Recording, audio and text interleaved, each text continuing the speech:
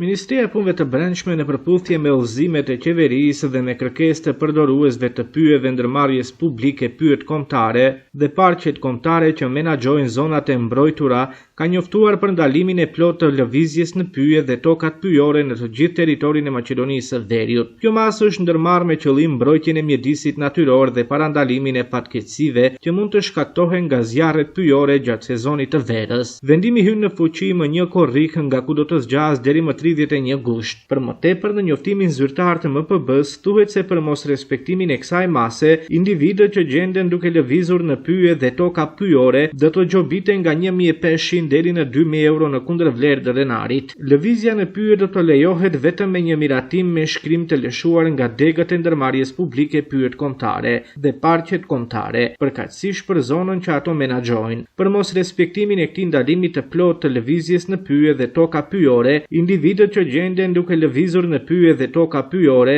në përputhje me nenin 106 të ligjit për pyjet do të gjobiten nga 1.500 deri në 2.000 euro në kundërvlerë të denarit. Ministria e Bujqësisë, Pylltarisë dhe Ekonomisë së Ujrave u bën thirrje qytetarëve për kujdes të veçantë me qëllim parandalimin e shfaqjes së zjarreve në hapësira të hapura. Sipas tyre është me rëndësi që qytetarët të kuptojnë rrezikun dhe pasojën e shfaqjes së zjarreve dhe përmes sjelljes së tyre të kontribojnë në mbrojtjen dhe ruajtjen e pyjeve, mjedisit jetësor, pronave dhe komunitetit në tërësi.